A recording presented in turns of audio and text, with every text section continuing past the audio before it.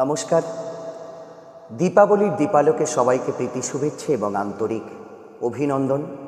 আজ আমরা প্রায় সবাই আলোর উৎসবে মেতে উঠেছি, কিন্তু তবু যেন কোথাও একটা যন্ত্রণা আমাদের পিছু ছাড়ছে না।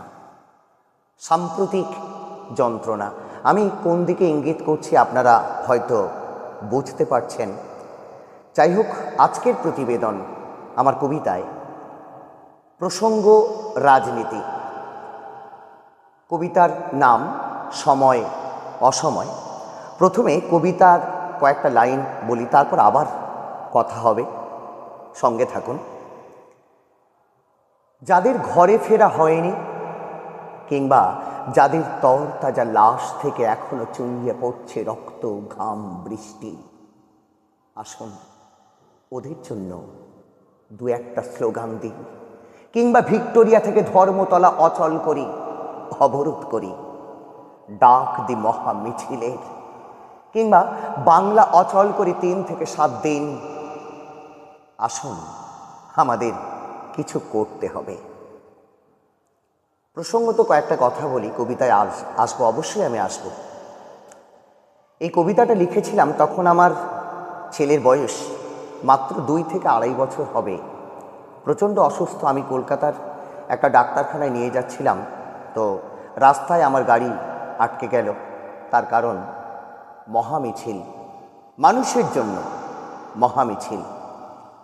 আর সেদিন একাধিক অ্যাম্বুলেন্স থেকে শুরু করে আরও একাধিক অসুস্থ মানুষ, আবাল বৃদ্ধ বনিতা সবাই সমস্যায় ভুগেছিলেন। তো জানি না কেন এমন। তো সেদিন আমার এই মহামিছিলে আমার 2.5 বছরের ছেলেটা বোধহয় 2.5 ঘন্টা কেঁদেছিল, ভীষণ কষ্ট পেয়েছিল। বাড়ি ফিরে সেদিন রাত্রে আমি লিখেছিলাম প্রসঙ্গ রাজনীতি, সময় অসময় এই নামক কবিতা, এবং কবিতাটা প্রকাশিত। তো এবার কবিতায় আসি।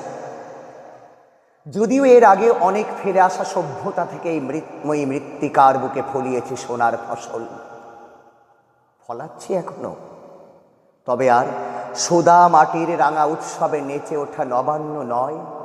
এবার রক্তের মতো লাল একটা তরতাজা সভ্যতার হঠাৎ জন্ম দেব, যার নাম সাইক্লোন, সিডার কিংবা কালবৈশাখী। বেশ তো, একবার বিপ্লব, বিদ্রোহ কিংবা প্রতিবাদ বলে ডাকুন। সত্যি মশাই, আপনিও প্রতিবাদী কম নন। ভায়োলেন্ট, নন ভায়োলেন্ট সম্পর্কে জ্ঞানও তো কম নয়। আমি বলছি আপনি পারবেন, কারণ ধর্মতলার মোড়ে আপনার চিৎকারে 3 ঘন্টা অচল হয়েছিল ট্রাম। কম কথা নয়, আমার 2.5 বছরের শিশুটা ভয়ে কম করে কেঁদেছিল 2.5 ঘন্টা আপনাদের চিৎকারে। আমার দৃঢ় বিশ্বাস আপনারাই পারবেন।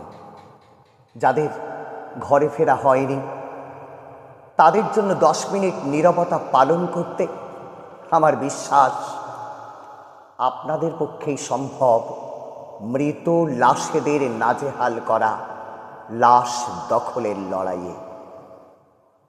মার্জনা করবেন।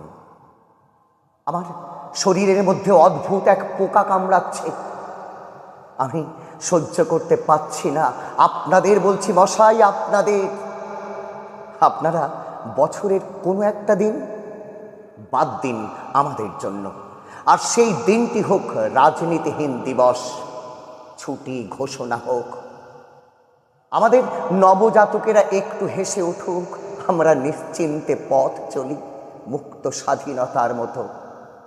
আপনারাও বাঁচতে শিখুন ঠিক ওদের মতো, অন্তত একটা দিন। আমি বারবার এই কবিতায় সমাজের প্রতি একটাই মেসেজ, মানুষের প্রতি একটা সচেতনমূলক বার্তা।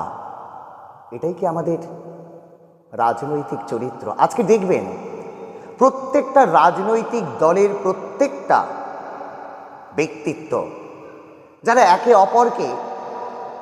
একে অপরকে দোষারোপ করছে, নানান ধরনের গালাগাল করছে। এটাই কি আমাদের বাংলা ভাষা? এটাই কি আমাদের প্রতিবাদ?